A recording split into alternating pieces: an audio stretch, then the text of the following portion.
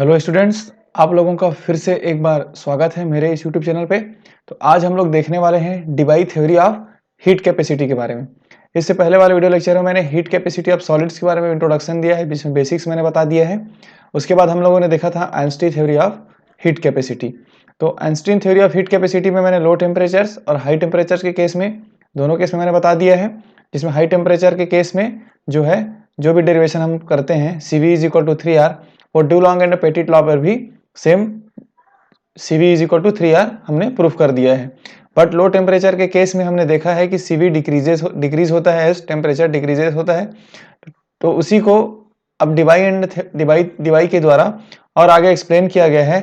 CV और temperature में कैसा रिलेशंस होता है उसको यहाँ पर डिबाई थ्योरी में बताया गया है। तो उसी को थोड़ा आगे पढ़ेंगे। तो आज हम लोग देखने वाले हैं Debye theory of heat capacity. इसमें भी एक डेरिवेशन करेंगे। उसके बाद at low temperatures and high temperature के केस में अलग अलग हम केस यहाँ पे देखने वाले हैं। चलिए फिर स्टार्ट करते हैं। सबसे पहले देखते हैं Debye theory of heat capacity के अजम्पशंस क्या है। तो Debye avoided the most serious assumption of Einstein theory, namely that the vibrations in crystal lattice are independent. देखिए, हमने जब पढ़ा था Einstein theory of heat capacity, उसमें हमने देखा था कि जो आइंस्टीन है वो क्या किया था, उन्हें जितने भी एटम्स होते हैं किसी भी सॉलिड्स में, उसको एज ए इंडिपेंडेंट माना था और एक ऑस्किलेटर माना था। सिंपल सा है, एक सिस्टम था, है ना। उस सिस्टम में जितने भी एटम्स थे, सबको क्या माना था, वो इंडिपेंडेंट, और इनका वाइब्रेशंस हो रहा है वो भी इंडिपेंडेंट है बोला था। बट डिबाई थ्योरी में जो सिस्टम है उसमें जो भी एटम्स हैं वो इंडिपेंडेंट नहीं है। क्या है? इंडिपेंडेंट नहीं है। और ये जो एक दूसरे पे जो पार्टिकल्स हैं या फिर एटम्स हैं बोलेंगे, है ना, वो एक दूसरे का क्या है, एक दूसरे से इंटरेक्शन करते हैं, मतलब एक दूसरे को इफेक्ट करते हैं। तो पहला पॉइंट ये याद रखेंगे, आइंस्टीन थ्योरी में हम लोगों ने क्या किया था, एटम्स जो सॉलिड में है जिसको ऑस्किलेटर बोल रहे थे वो इंडिपेंडेंट था। उनका कोई भी अलग इंटरेक्शन नहीं था नाइबरिंग एटम से। बट डिबाई थ्योरी में इंटरेक्शंस होता है माना गया है और वो इंडिपेंडेंट नहीं है माना गया है। ठीक है।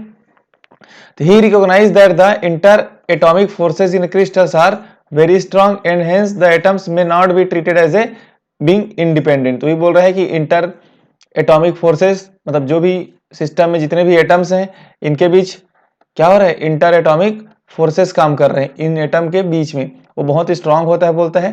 तो उसको हम नेग्लेक्ट नहीं कर सकते हैं, इसलिए ये बोले हैं कि जो एटम्स है वो इंडिपेंडेंट नहीं है, सब एक दूसरे से क्या है, कनेक्टेड है। तो Debye assume that the crystal behave like a huge molecule wherein the motion of any one atom affect the motion of neighboring atom। तो जो मोशन है एक एटम का, वो क्या करता है, नाइबरिंग एटम के मोशन को भी इफेक्ट करता है, क्योंकि इंटर एटॉमिक फोर्सेस इनके बीच काम करता है। अगला है solid treated as a continuous elastic body, not a simple harmonic escalator oscillator. ठीक है। तो क्या हुआ था, आइंस्टीन थ्योरी में हमने क्या माना था, हार्मोनिक ऑस्किलेटर माना था उसको, है ना, एटम्स को। लेकिन यहाँ पर ये क्या मान रहा है, इलास्टिक बॉडी। रीजन क्या है, क्योंकि यहाँ पे इंडिपेंडेंट नहीं है तो क्या करेगा, एक दूसरे पे इफेक्ट करेगा, तो इलास्टिक बॉडी के जैसे वो बिहेव करेगा एटम्स। यहाँ पर डिबाई थ्योरी में ये एजम्पशन आपको याद रखना है। तो internal energy of the solid is due to elastic standing wave produce due to vibration of individual atoms. तो इसका इंटरनल एनर्जी क्या होगा, जो इलास्टिक स्टैंडिंग वेव जनरेट हो रहा है। देखिए, ये हमारे पास एटम्स हैं सिस्टम में या सॉलिड में, है ना। तो इस एटम्स में क्या होगा, वाइब्रेशन होगा। इन एटम में क्या होगा, वाइब्रेशन होगा, अप डाउन वाइब्रेशन होगा। तो कैसा दिखेगा बोल रहा है, क्योंकि एक दूसरे से कनेक्टेड है ये एटम, इंटर एटॉमिक फोर्सेस से क्या है, एक दूसरे से कनेक्टेड है, इफेक्ट कर रहे हैं। तो इनके बीच जो वाइब्रेशंस होगा वो कनेक्ट होकर के क्या हो जाएगा, एक स्टैंडिंग वेव जनरेट करेगा बोल रहे हैं। सिंपल समझेंगे, क्या बोल रहे हैं, सिस्टम में जो एटम्स हैं, है ना, हार्मोनिक ऑस्किलेटर जैसे आइंस्टीन में था, इसमें हम एटम्स मान के चल रहे हैं अभी, जिसको इलास्टिक बॉडी बोला जा रहा है। तो इनके बीच, इनमें वाइब्रेशंस होगा और एक दूसरे पे क्या है, इंटर कनेक्टेड है, मतलब इंटरेक्शन हो रहा है एटम्स में, इंडिपेंडेंट नहीं है। तो इनके बीच वाइब्रेशंस के थ्रू क्या होगा, एक वेव जनरेट हो जाएगा, जिसको क्या बोल रहे हैं, स्टैंडिंग वेव्स बोल रहे हैं, इलास्टिक स्टैंडिंग वेव बोल रहे हैं। और इस सब एटम्स को क्या बोल रहे हैं हम लोग, इलास्टिक बॉडी बोल रहे हैं, इलास्टिक बॉडी। तो ये क्लियर हो गया, इसमें इलास्टिक बॉडी बोल रहे हैं, इनके बीच वाइब्रेशंस हो रहा है, उसको वाइब्रेशनल स्टैंडिंग वेव या फिर इलास्टिक स्टैंडिंग वेव के फॉर्म में दिखा रहे हैं। Energy of elastic body is quantized in the form of phonons. तो जो एनर्जी है वो क्वांटाइज्ड है किसके फॉर्म में? फोनॉन के फॉर्म में। फोनॉन क्या होता है? Where energy of one photon is h nu. और फोनॉन को क्या बोलते हैं? Quantum of lattice vibration. एक होता था फोटोन, हमने पढ़ा है ना आइंस्टीन थ्योरी में, फोटोन जो एच म्यू ये भी होता है, बट ये यहाँ पर क्या होता है? एनर्जी का पैकेट होता है, एनर्जी पैकेट बोलते हैं, पैकेट ऑफ एनर्जी, ठीक है। बट यहाँ पर फोनॉन क्या है? लेटिस वाइब्रेशंस को दिखा रहे हैं, यहाँ पर याद रखेंगे लेटिस वाइब्रेशंस को, ठीक। अब हम आगे चलते हैं, डेरिवेशन करते हैं।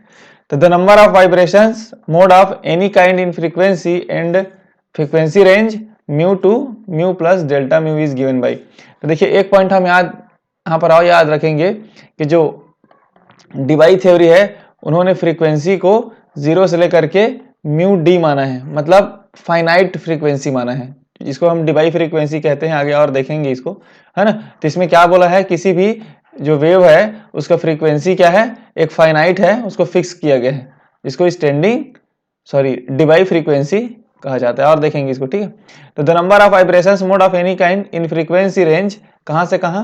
म्यू से mu plus D mu is given by. तो एक नॉर्मल फ्रीक्वेंसी रेंज यहाँ पे दिया है जेड न्यू डी न्यू, बस 4 पाई कैपिटल भी है और इधर स्मॉल भी है, क्यूब न्यू स्क्वायर और डी न्यू। तो यहाँ पर देखो जेड म्यू डी भी क्या दिखा रहे हैं? Number of vibrational mode per unit frequency range, है ना, या फिर इसको डेंसिटी ऑफ मोड बोलते हैं, डेंसिटी मोड भी बोल सकते हैं। सिंपल से समझिए, the number of vibration mode of any kind in frequency range, किसी भी एटम्स की बात कर रहे हैं ना, किसी भी एटम्स में फ्रीक्वेंसी मोड इतना हो सकता है, नॉर्मल है, ठीक है। अब आते हैं वी, देखो कैपिटल वी क्या था? मैं बोला था वॉल्यूम ऑफ सॉलिड। तो यहाँ पर एक capital V volume of solid है ये। स्मॉल वी क्या है?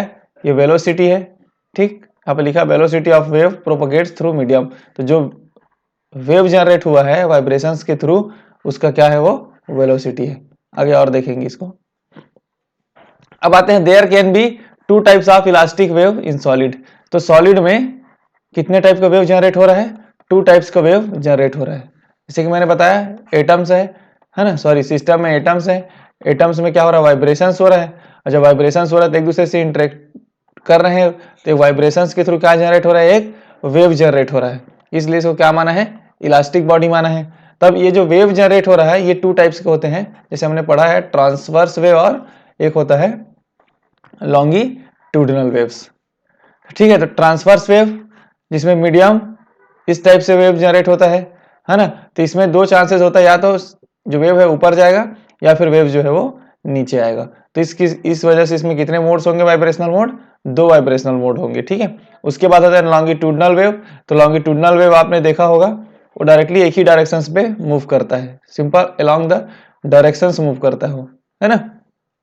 अगर अलोंग द डायरेक्शंस मूव कर रहा है, अगर हम डिफरेंस देखें ट्रांसवर्स और लॉन्गिट्यूडिनल वेव का, तो ट्रांसवर्स वेव क्या होता है? परपेंडिकुलर अप एंड डाउन करता है मूव, है ना, और जो लॉन्गिट्यूडिनल वेव है वो अलोंग द डायरेक्शंस मूव करता है। तो अलोंग द डायरेक्शंस मूव करेगा तो इसमें सिंगल 1 वाइब्रेशनल मोड मिलेगा, ठीक है। तो इसलिए लिखा है ट्रांसवर्स वेव में 2 वाइब्रेशनल मोड और लॉन्गिट्यूडिनल इलास्टिक वेव में 1 वाइब्रेशनल मोड हमें मिल जाता है, ठीक।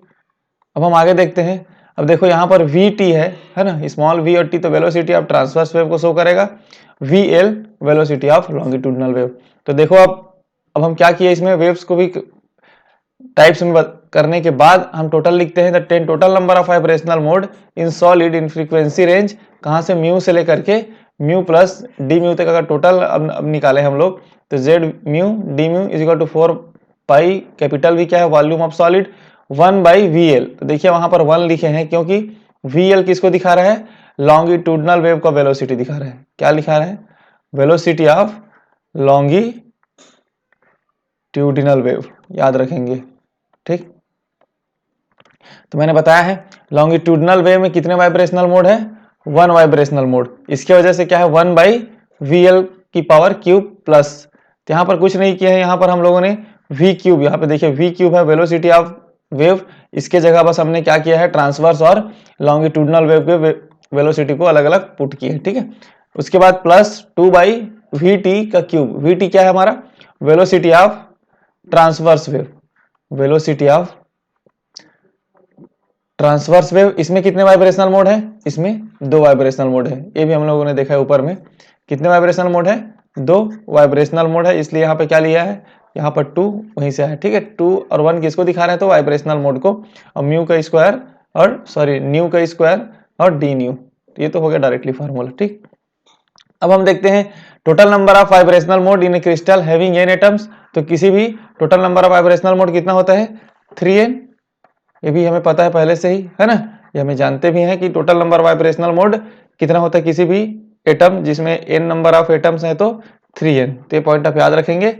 अब आते हैं डिवाई फ्रीक्वेंसी, जिसके बारे में बात कर रहा था, क्या होता है? तो इसको हम न्यू डी लिखेंगे, ठीक है। वी लिखा गया है, याद रखेंगे न्यू डी। तो highest frequency propagation through the crystal, तो क्या है ये?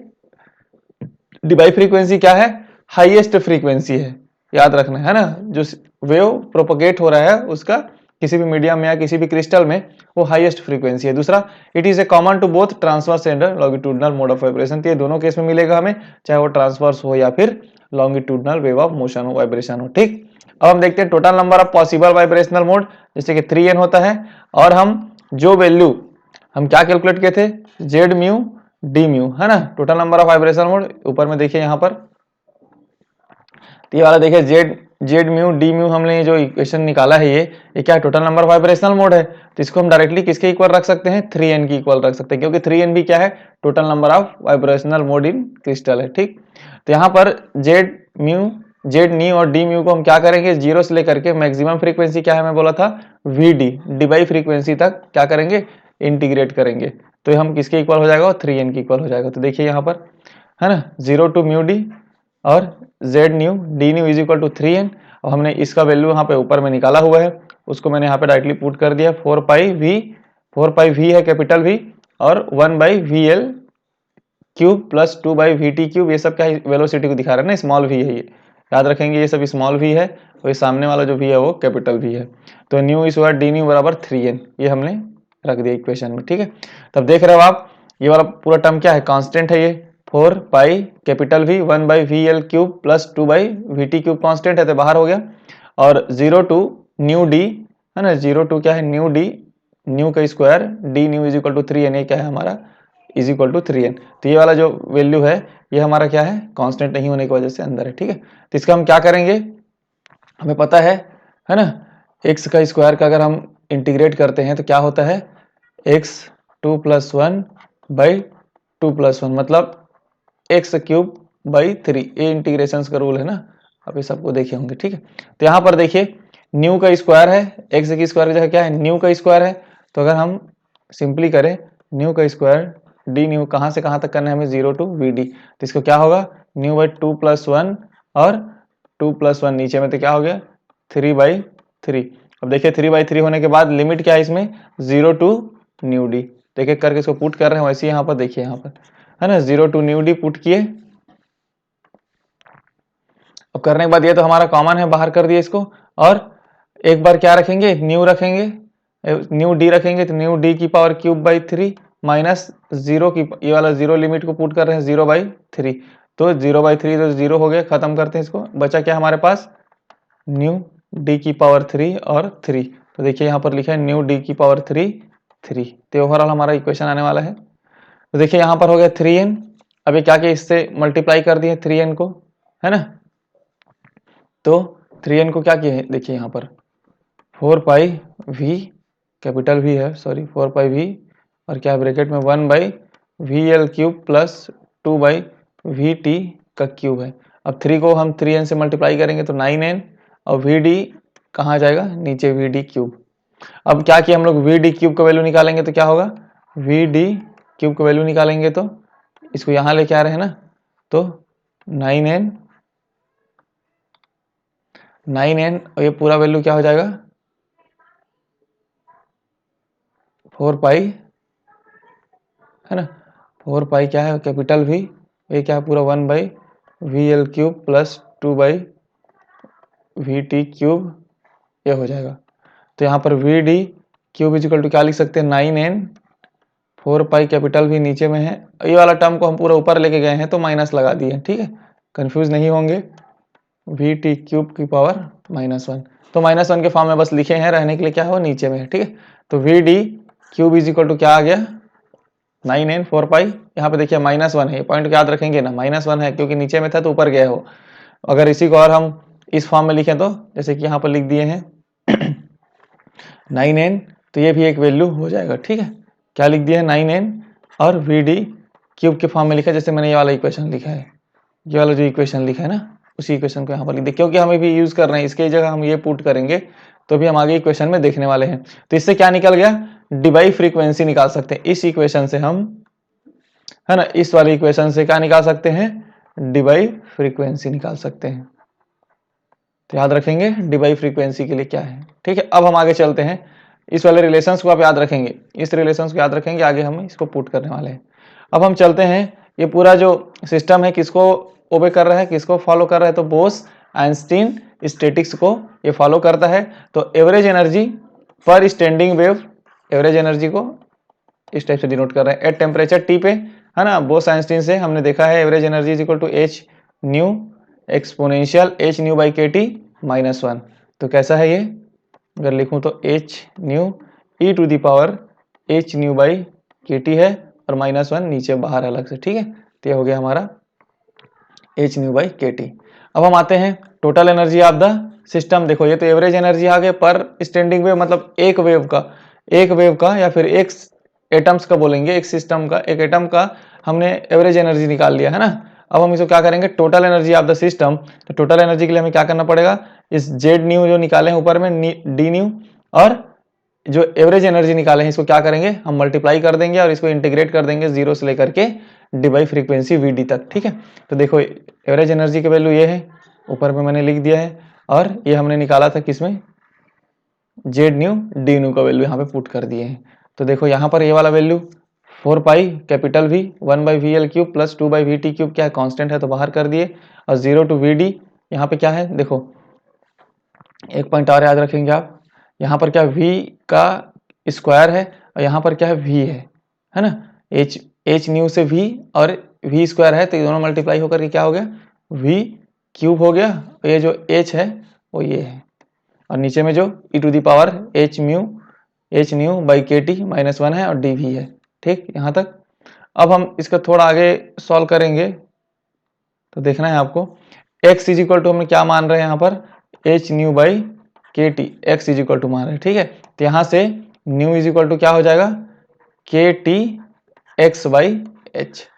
तो ये वाला पॉइंट भी आप याद रखेंगे।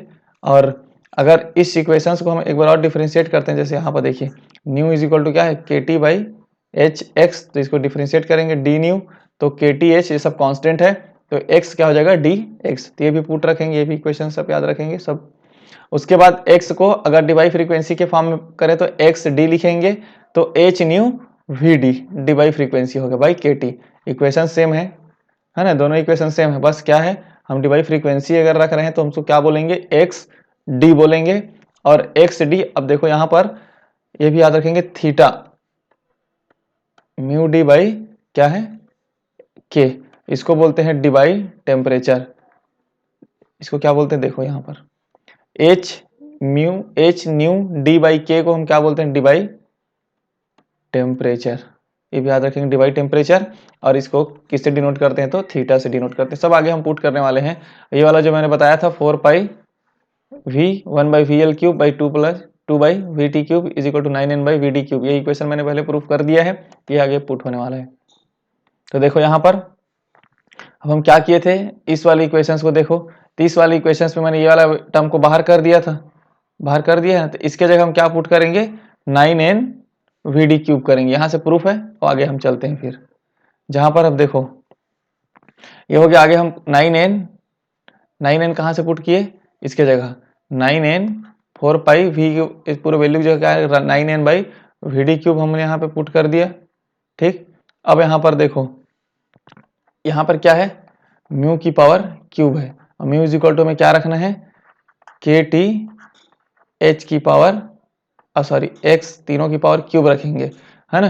तो क्या हो जाएगा के टी एच एक्स की पावर क्यूब है, और यहाँ पर नीचे में क्या है, e to the power h mu k t को क्या रखें, x रखें, तो e to the power x minus 1। और यहाँ पर एक पॉइंट और है, d mu is equal to क्या रखे थे हम लोग, k t h by d x, तो k t h by d x यहाँ पर पुट कर दिया गया है। ठीक, यहाँ तक। और एक पॉइंट ये भी याद रखेंगे, देखिए यहाँ पर हमने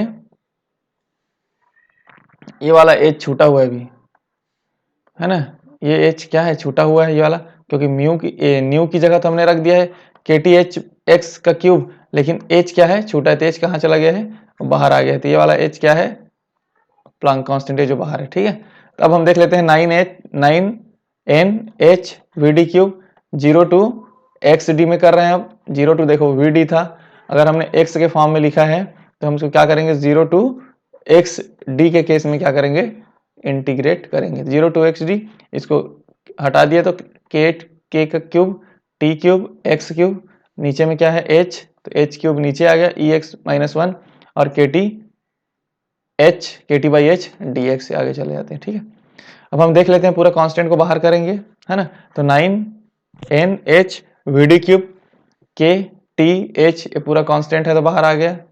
उसके बाद के टी एच, ये पूरा कांस्टेंट है, के टी बाई एच क्यूब, ये भी पूरा बाहर आ गया एक साथ।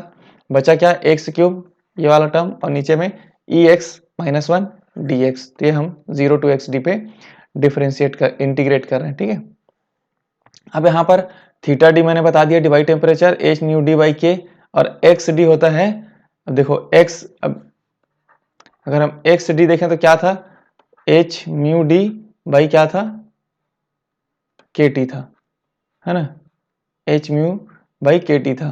तो देखो इतने का वैल्यू क्या है, एच म्यू डी बाई के का वैल्यू क्या है, थीटा, तो थीटा डी बाई टी भी रख सकते हैं। X d is equal to क्या रखेंगे, थीटा डी बाई टी भी हम रख सकते हैं। ठीक, तो ये तो पूरा वैल्यू हो गया, है ना, एच और एच कट गया, तो बचेगा क्या है यहाँ पे, के टी, ये पूरा जो टर्म बचा हुआ है ये 0 to x d x cube by e x minus 1 d x. तो देखो अब क्या बचा, 9n के टी, 9n के टी। अब यहाँ पर क्या है, ये म्यू डी का क्यूब है, और यहाँ पर के डी एच सभी क्या है, क्यूब में है, तो इसमें एक साथ लिख दिया, तो k t H mu D का पावर क्यूब। ठीक है, इसमें भी क्यूब है, म्यू डी में भी क्यूब है, और ये पूरा टर्म क्यूब है तो लिख सकते हैं ना, तो 0 to x d x cube minus by e x minus 1, और तो आप याद रखेंगे ना, x जो यहाँ पे मैं ई एक्स लिख रहा हूँ, तो e to the power x है, और माइनस 1 अलग से नीचे में है, मतलब x के पावर ऐसा माइनस 1 नहीं है ना, तो ये वाला भी पॉइंट आप याद रखेंगे। अब हम ये जो इक्वेशंस आ गया है, अब इसके बाद देखते हैं for high temperatures and low temperatures. देखो हाई टेम्परेचर के केस में टेम्परेचर ज्यादा है किससे, डिवाइड टेम्परेचर से, ये वाला पॉइंट आप याद रखेंगे, temperature is greater than divide temperatures. अगर टेम्परेचर ग्रेटर देन है तो H mu by k T less than होगा 1 से, ये भी मैंने आइंस्टीन थ्योरी केस में एक्सप्लेन किया था। एच, क्योंकि देखो अगर टेम्परेचर क्या है, ज्यादा हो रहा है, टेम्परेचर ज्यादा हो रहा है मतलब ओवरऑल इसका वैल्यू क्या हो रहा है, 1 हो रहा है, तो लेस देन, मतलब टेम्परेचर अगर ज्यादा है तो h nu by k T का वैल्यू क्या हो रहा है, लो हो रहा है, और लो हो रहा है तो लेस देन 1 की इक्वल है। ठीक है, यहाँ पे देखिए, तो जब इसको इस टाइप से अगर प्रूफ होता है तो e x is equal to क्या होता है, 1 प्लस एक्स, एक मैथमेटिकल सॉल्यूशन है, e x is equal to 1 plus x, तो उसी को हमने ई एक्स की जगह क्या किए हैं, पुट कर दिए हैं। तो देखो ऊपर से 9n के टी जो ऊपर में है, और वहां पर के T by H mu D, तो हमने क्या देखा था, H mu D by k t को क्या लिखते हैं हम, H mu D by k t को क्या लिखते हैं, एक्स डी, है ना, एच म्यू, क्या इसे लिखें, H mu D by k t को लिखते हैं हम एक्स डी, तो 1 बाई करेंगे इसको तो क्या होगा, के T by H mu D, तो इसीलिए वहां पे 1 बाई एक्स डी क्यूब रख दिया गया इसके जगह। इसके जगह क्या किया गया है, हम क्या रख दिया, 1 बाई एक्स डी का क्यूब, देखो यहाँ पर। ठीक, उसके बाद 0 to x d x cube, मैंने बोला ना ई एक्स को सॉल्व कर दिए हम, अगर टेम्परेचर के केस में मैंने बताया तो ई एक्स की जगह क्या रखेंगे, 1 plus x minus 1 d x. उसके बाद अगला देखते हैं 9n के टी 1 बाई एक्स डी का क्यूब, 0 टू एक्स डी, तो एक्स क्यूब हो गया 1 और 1 कट गया तो क्या बचा, ओनली x बचा, तो x और x कटेगा तो x स्क्वायर बचेगा। तो 9n KT 1/x d का cube 0 to x d, x की स्क्वायर बचा। मैंने बताया था x की स्क्वायर का इंटीग्रेशन क्या होता है, x का क्यूब और 3 है ना, इंटीग्रेशन जब करते हैं तो उसी को लिखा है x³ t। ये हो गया। अब हम देखते हैं 9KT 1/xd³। तो इसमें एक बार xd पुट होगा, अब एक बार 0 पुट होगा, तो एक बार 0 पुट हुआ, उसका 0 हो गया, और xd का क्यूब बाई 3 हो गया। तो देखो 9nkt 1/xd का क्यूब इंटू xd का क्यूब बाई 3, तो xd³ कट गया, बचा क्या 3 और 3 3 9, तो 3nkt बचा। और n और k इज इक्वल टू क्या होता है r, क्योंकि k Boltzmann constant is equal to r by n है, एवोगैड्रो नंबर होता है। यहाँ पर n किसको दिखा रहे हैं, एवोगैड्रो नंबर को, तो यहाँ पर भी n है ना।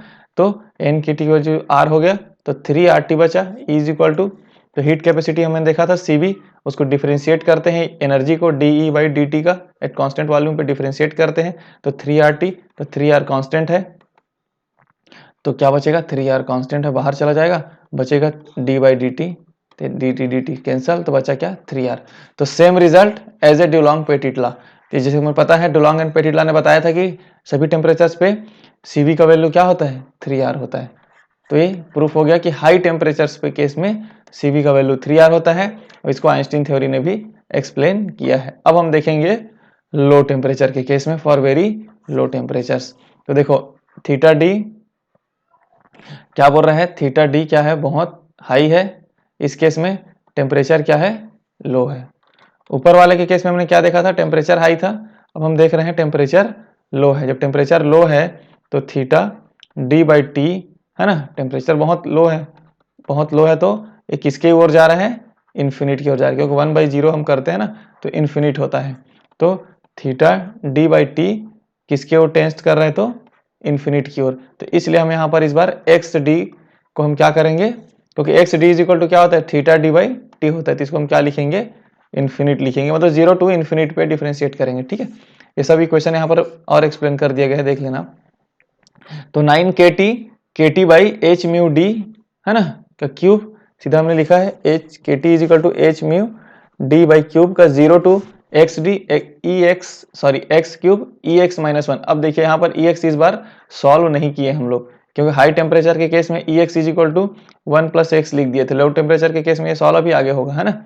तो 9nkt, अब देखो t और क्या है h/, यहाँ पर देखो h/, kd क्या है, थीटा डी है, तो 1/θd मतलब k/h/d, तो यहाँ पर k/h/d है, इसलिए हमने क्या किया है 1/θd लिखा है। तो t ऊपर में बचा है और नीचे में थीटा डी, तो थीटा डी का क्यूब हो गया, और 0 to xd को क्या लिख सकते हैं, थीटा d/t लिख दिए हैं, तो x³ EX-1 dx।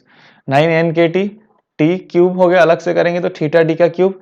अब देखो मैंने बोला था थीटा डी बाई टेम्परेचर को क्या लिख सकते हैं, इन्फिनिट की ओर टेंस्ट कर रहा है, क्योंकि टेम्परेचर बहुत कम है, तो थीटा d/t क्या दिखा रहा है, इन्फिनिट की ओर जा रहा है, इन्फिनिट, तो 0 to इन्फिनिट में इस बार इंटीग्रेट कर रहे हैं, x³ e⁻x-1। तो ये जो इसका जो सॉल्यूशन होता है ना, इंटीग्रेशन जब करते हैं 0 to infinite x³ e⁻x dx जब सॉल्व करते हैं, तो डायरेक्टली इसका हम सॉल्यूशन लिखेंगे π⁴ 15 है, डायरेक्टली इसका आंसर लिख रहे हैं हम लोग। ठीक है, सॉल्व नहीं कर रहे हैं यहाँ पर, तो इसका आंसर क्या हो गया π⁴ 15, इधर क्या है 9nkt है ना, और यहाँ पे देखो t³ है, ये वाला t है, एक 2 t है, तो t⁴, नीचे में क्या है थीटा डी का क्यूब, थीटा डी का क्यूब। तो अब देखो यहाँ पर क्या हो गया 3 3 9, 3 × 5 15, तो 3/5 लिख दिए, nkt t⁴ है, थीटा डी का क्यूब है, इंटू π4 है।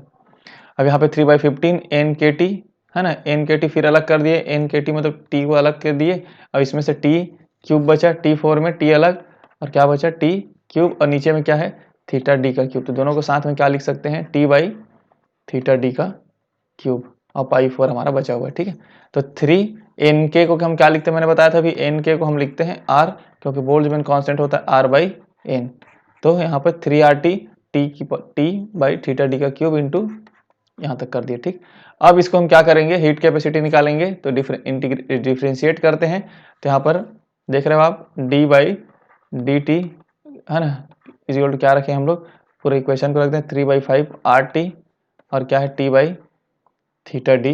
अब अगर हम T को अलग अलग कर दें अभी, तो क्या आगे सॉल्व करना है, तो पाई की पावर 4। तो देखो 3R 3/5R सब क्या है, कांस्टेंट है, 3/5 कांस्टेंट है, पाई 4 क्या है, कांस्टेंट है, 1/थीटा डी भी कांस्टेंट है, सॉरी 1/थीटा डी क्यूब भी कांस्टेंट है, तो बाहर कर दिए, बचा क्या, टी क्यूब और ये टी मतलब टी की पावर 4 बचा है। तो टी की पावर 4 को हम क्या करेंगे, डिफ्रेंशिएट करेंगे, तो कैसा होता है, d by d t x to the power n का अगर डिफ्रेंशिएशन करते हैं तो n x to the power n minus n होता है ना।